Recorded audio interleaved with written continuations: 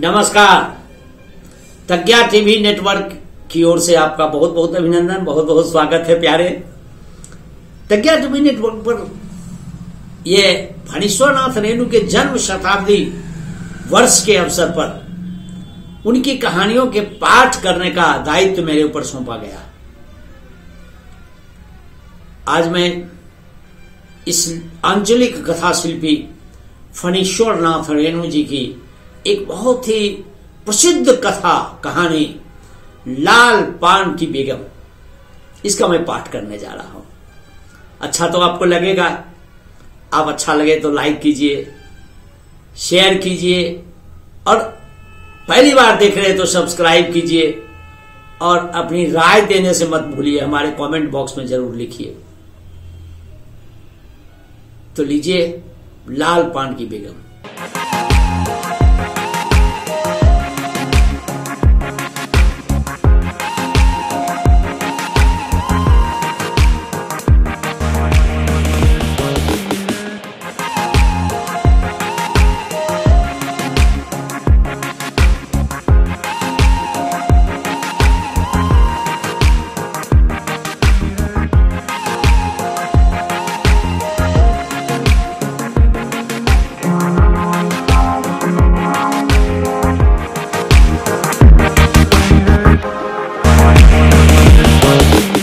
क्यों बिरजू की माँ नाच देखने नहीं जाएगी क्या?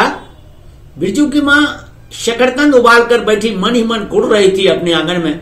7 साल का लड़का बिरजू शकरकंद के बदले तमाचे खाकर आंगन में लोट पोट कर सारी देह में मिट्टी मल रहा था। चंपिया के सिर भी चुड़ैल मर्रा रही थी। आधे आंगन धूप रहते जो गई है सौवाइन की दुकान छुआ गुड़ लाने, सो अभी तक नहीं लौटी। दिया बाती की बेला हो गई, आए आज लौट के जरा। बागर बकरे की देह में कुकुर माछी लगी थी, इसलिए बेचारा बागर रह रहकर कूद फान कर रहा था। बिरजू की माँ बागर पर मन का गुस्सा उतारने का बहाना ढूंढकर निकाल चुकी थी। पिछवाड़े की मिर्च की फूली गाछ बागर के सिवा और किसने कलेवा किया होगा? बागर को मारने के लिए वह मिट्टी का वो छोटा ढेरा उठा चुकी थी कि पड़ोसिन मखनी बुआ की पुकार सुनाई पड़ी, क्यों बिरजू की माँ नाच देखने नहीं जाएगी क्या? बिरजू की माँ के आगे नाथ न पीछे पगैया हो तब न फुआ। गरम गुस्से में बुझी नुकीली बात फुआ के देह में धस गई और बिरजू की माँ ने हाथ में ढेले को पास ही फेंक दिया। बेचारे बागर को कुकुर माछी परेशान कर रही थी। आए आए हर्र आए आए। बिरजू ने लेटे ही लेटे बागर को एक डंडा लगा दिया। बिरजू की मां की इच्छा हुई कि जाकर उस डंडे से बिरजू का भूत भगा दे, किंतु नीम के पास खड़ी परभरनिया की खिलखिलाहट सुनकर रुक गई। बोली, ठहर, तेरे बप्पा ने बड़ा हथछुट्टा बना दिया है तुझे, बड़ा हाथ चलता है लोगों पर, ठहर। मखनी फुआ नीम के पास झुकी कमर से घड़ा उतारकर पानी भरकर लौटती हुई परभरणियों में बिरजू की मां की बहती हुई बात का इंसाफ करा रही थी। जरा देखो इस बिरजू की मां को, 4 मन पाठ जूट का पैसा क्या हुआ, धरती पर पांव ही नहीं पड़ते। निशाब करो, खुद अपने मुंह से 8 दिन पहले से ही गांव की गली गली में बोलती फिरी है। हाँ, इस बार बिरजू के बप्पा ने कहा है बैलगाड़ी पर बिठाकर बलरामपुर का नाच दिखा लाऊंगा। बैल अब अपने घर है तो 1000 गाड़ी मंगनी मिल जाएगी। सो मैंने अभी टोक दिया, नाच देखने वाली सब तो ओन पोन कर तैयार हो रही है, रसोई पानी कर रहे हैं, मेरे मुंह में आग लगे, क्यों मैं टोकने गई? सुनती हो क्या जवाब दिया बिरजू की मां ने? मखनी फुआ ने अपने पोपले मुंह के होठों को एक और मोड़कर ऐसी हुई बोली निकाली, अरे हाँ बिरजू की माँ, मैया के आगे नाथ और पीछे पगैया हो तब ना। जंगी की पुतोहू बिरजू की माँ से नहीं डरती, अब जरा गला खोल कर ही कहती है, फुआ सर्वे सेटलमेंटी के हाकिम के बासा पर फूल छाप किनारी वाली साड़ी पहन के तू भी भट्टा की भेटी चढ़ाती तो तुम्हारे नाम से 2-3 बीघा धनहर जमीन का पर्चा कट जाता।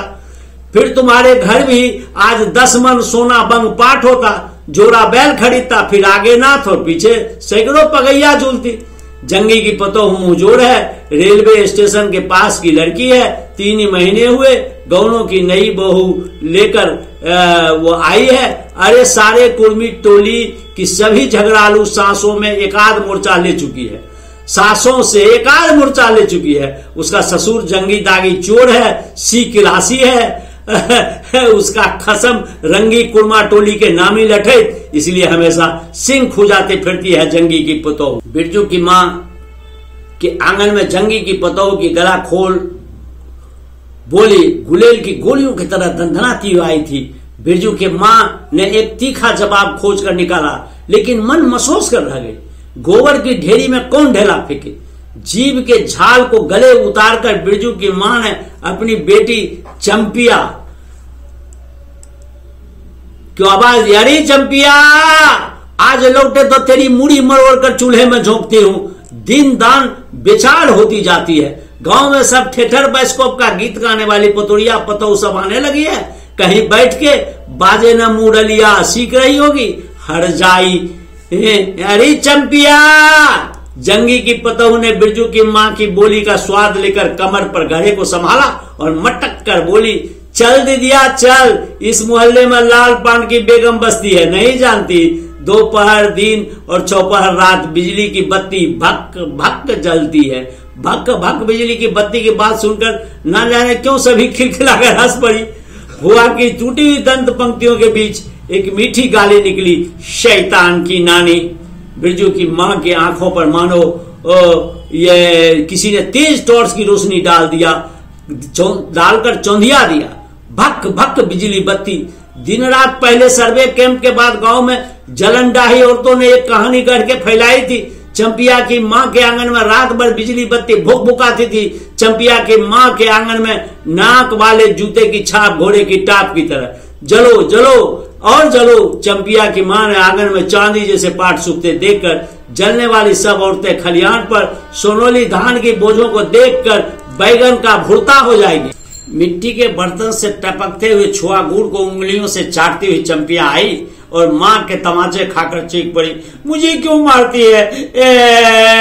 सवाइन जल्दी से सौदा नहीं देती है। सवाइन जल्दी से सौदा नहीं देती कि नानी? एक सवाइन की दुकान पर मोदी झरते हैं जो जर गार कर बैठी हुई थी।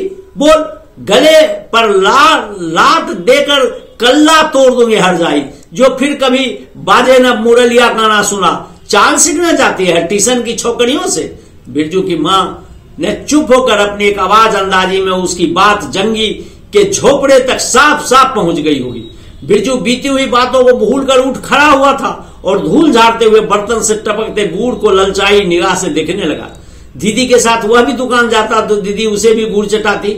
जरूर वह शकरकंद के लोभ में रहा और मांगने पर मां ने शकरकंद के बदले ए मैया एक उंगली गुड़ दे दे। बिरजू ने तलहत्ती फैलाई, दे न मैया एक रत्ती भर। एक रत्ती क्यों? उठा के बर्तन ही फेंक आते हूं पिछवाड़े में, जाके चाटना। नहीं बनेगी मीठी रोटी। मीठी रोटी खाने का मुंह होता है। बिरजू की मां ने उबले शकरकंद का सूप रोती हुई चंपिया के सामने रखते हुए कहा, बैठ के छिलके उतार, नहीं तो अभी। 10 साल की चंपिया जानती है शकरकंद छीलते समय कम से कम 12 बार मां उसे बाल पकड़कर झकझोरेगी, छोटी छोटी खोट निकालकर गालियां देगी। पांव फैला के क्यों बैठी है? इस तरह बेलज्जी चंपिया मां गुस्से को जानती है। चंपिया मां के गुस्से को जानती है। बिरजू ने इस मौके पर थोड़ी सी खुशामद करके देखा, मैया मैं भी बैठकर शकरकंद छीलूं? नहीं, मां ने झिड़की दी। एक शकरकंद छीलेगा और 3 पेट में। जाके सिद्धू की बहू से कहो 1 घंटे के लिए कढ़ाई मांग कर ले गई है, फिर लौटाने का नाम नहीं।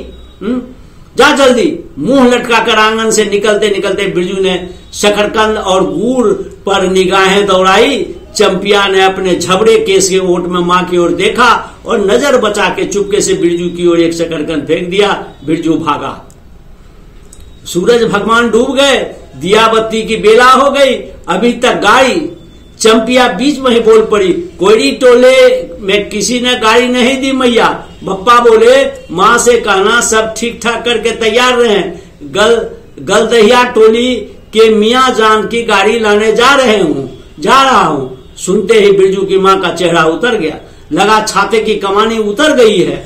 लगा कि छाते की कमानी उतर गई है घोड़े से अचानक। कोयरी टोले में किसी ने गाड़ी मंगनी नहीं थी, तब मिल चुकी गाड़ी। जब अपने गांव के लोगों की आंख में पानी नहीं तो मलदैया टोली के मियाँ जान की गाड़ी का क्या भरोसा। न 3 में न 13 में क्या होगा। शकरकंद छीलकर रख दे उठा के।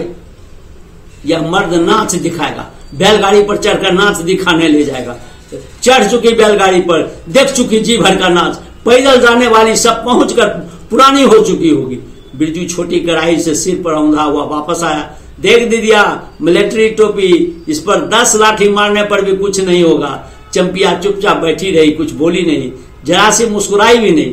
बिरजू ने समझ लिया कि मैया का गुस्सा अभी उतरा नहीं है पूरे तौर पर। मरैया के अंदर से बागर को बाहर भगाती हुई बिरजू की माँ बड़बड़ाई, कल से ही पचकौड़ी कसाई के हवाले करती हूँ राकस्त में, हर चीज में मुंह लगाएगा। चंपिया, बांध दे इस बागर को, खोल दे गले की घंटी। हमेशा टुनुर टुनुर, मुझे जरा भी नहीं सुहाता। टुनुर टुनुर सुनते ही बिरजू को सड़क से जाती हुई बैलगाड़ियां की याद हो आई। अभी बबुआन टोले की गाड़ियां नाच देखने जा रही थी। झुनुर झुनुर बैल की झुमकी। तुमने बेसी बकबक मत कर। बागर के गले की झुमकी खोलती हुई बोली चंपिया, ये डाल दे चूल्हे में पानी। बप्पा आवे तो कहना कि अपने उड़न जहाज पर चढ़कर नाच देख आए। मुझे नाच नहीं देखने का शौक नहीं, मुझे जगइयो मत कोई, मेरा माथा दुख रहा है। मरैया के ओसारे पर बिरजू ने फिसा के पूछा, क्यों दीदिया, नाच में उड़न जहाज भी उड़ेगा? चटाई पर कथरी ओढ़कर बैठती हुई चंपिया ने बिरजू को चुपचाप अपने पास बैठने का इशारा किया। मुंह तो मार खाएगा बेचारा। बिरजू ने बहन की कथरी में हिस्सा बांटते हुए चुक्की मुक्की लगाई। जाड़े के समय इस तरह से घुटने और ठुड्डी रखकर यह चुक्की मिक्की लगाना सीख चुका है वह। उसने चंपिया के कान के पास मुंह ले जाकर कहा, हम लोग नाच देखने नहीं जाएंगे, गांव में एक पंछी भी नहीं है, सब चले गए। चंपिया को तिल भरी भरोसा नहीं। सांझ तारा डूब रहा है, बप्पा अभी तक गाड़ी लेकर नहीं आए, नहीं लौटे। 1 महीना पहले से ही मैया कहती थी बलरामपुर के नाच के दिन मीठी रोटी बनेगी और ये चंपिया छीट की साड़ी पहनेगी, बिरजू पैंट पहनेगा। बैलगाड़ी पर चढ़कर चंपिया की भींगी पलकों पर एक बूंद आंसू आ गया। बिरजू का दिल भी भर आया। उसने मन ही मन ये इमली पर रहने वाले जिन बाबा की एक बैगन कबूला। घास पर सबसे पहला बैगन, खुद जिस पौधे पर रोपा है, जल्दी से गाड़ी लेकर पप्पा को भेज दो जिन बाबा। मरैया के अंदर बिरजू की माँ चटाई पर पड़ी करवटें ले रही थी।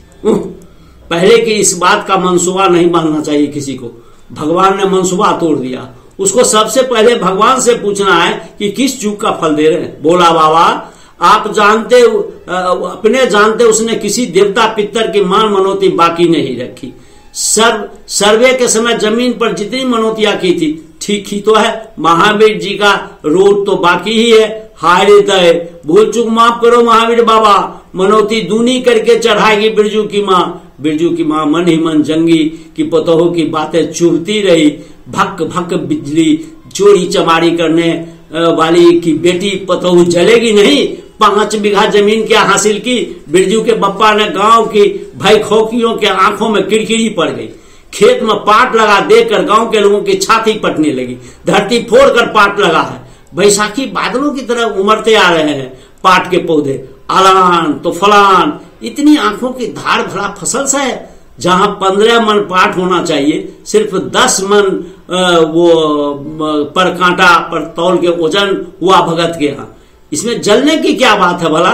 बिरजू के बप्पा ने तो पहले ही कुर्मा टोली के एक आदमी को समझा दिया था, जिंदगी में मजदूरी करते रह जाओगे, सर्वे का समय हो रहा है, लाठी कड़ी करो और तो 2-4 बीघे जमीन हासिल कर सकते हो।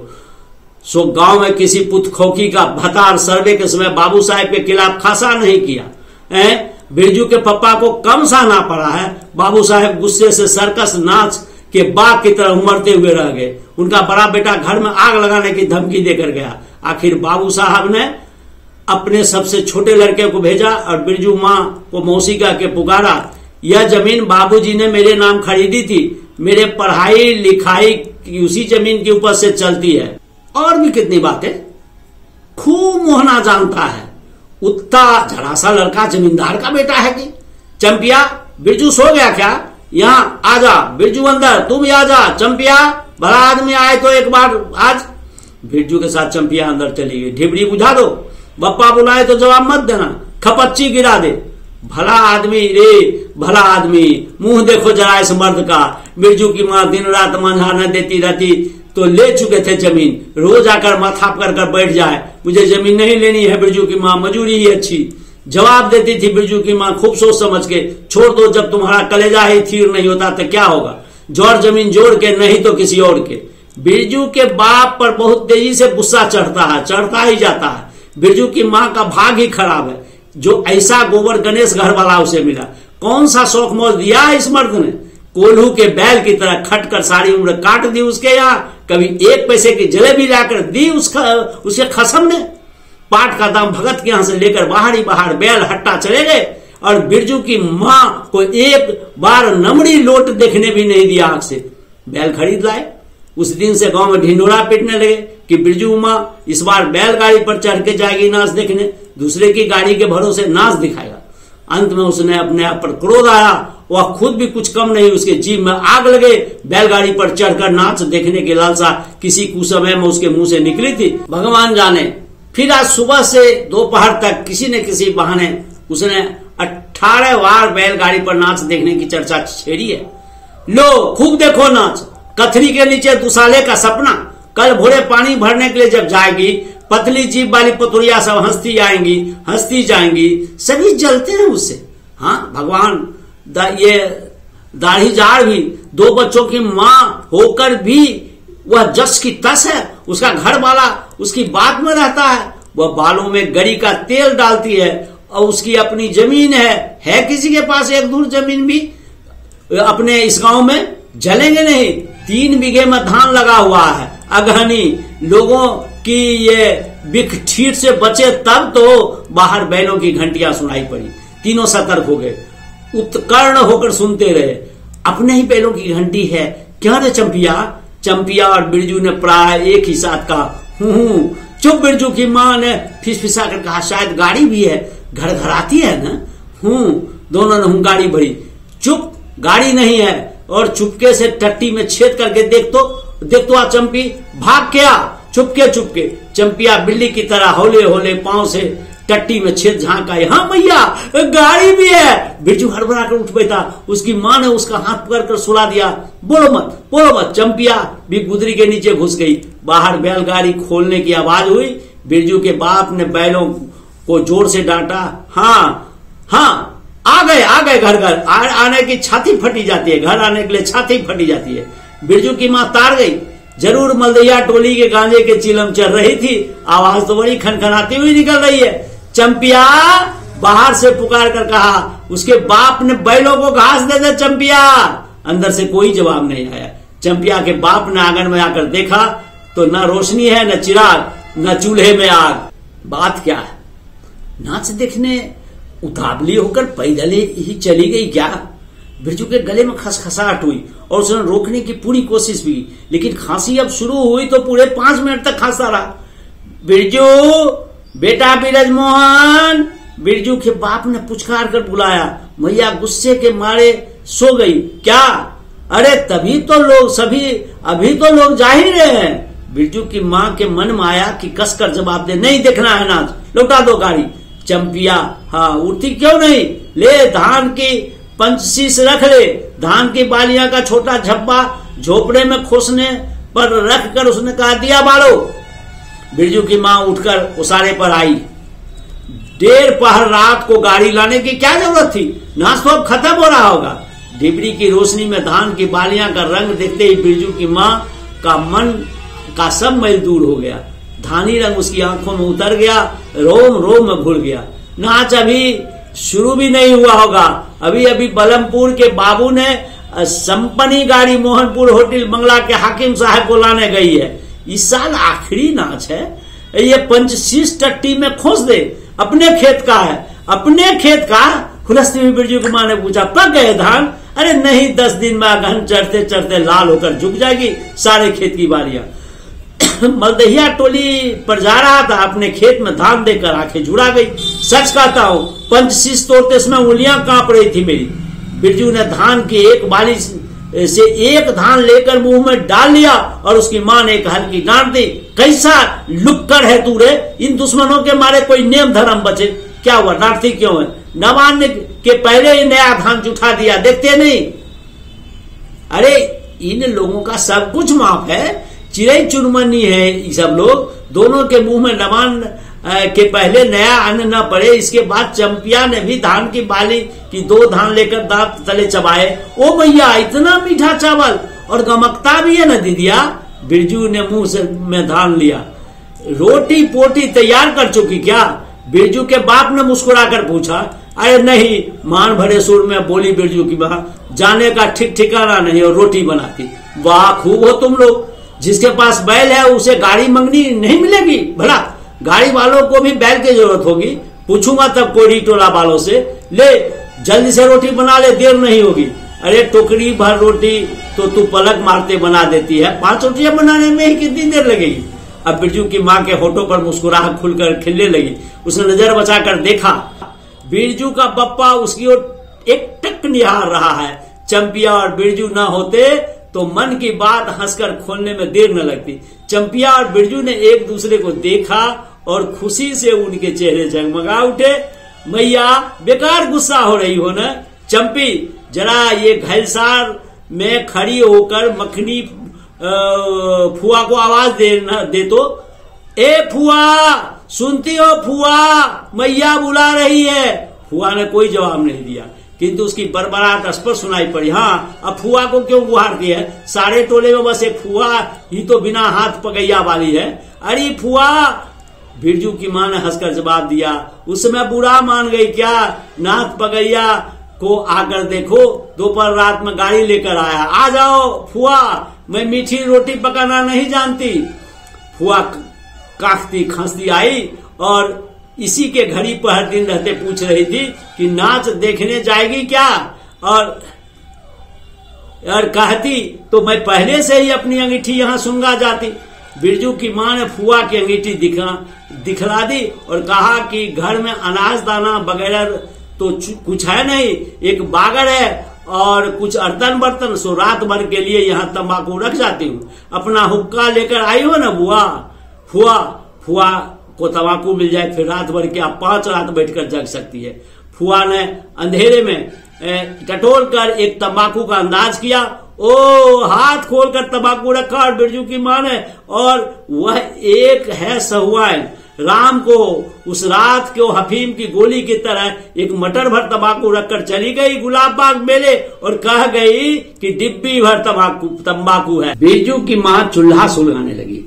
चंपिया ने शकरकंद को मसलकर गोले बनाए और बिरजू सिर पर कढ़ाई उंधाकर अपने बाप को दिखाने लगा। मिलिट्री टोपी, इस पर 10 लाठी मारने पर भी कुछ नहीं होगा। सभी ठठाकर हंस दिए।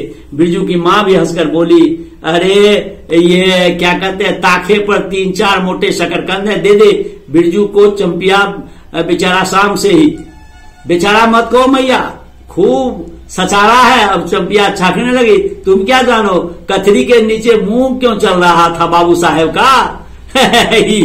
बिरजू के टूटे दूध के दांत की फांक से बोली निकली, अरे ब्लैक मार्टिन ने तो 5 शकरकंद खा लिया।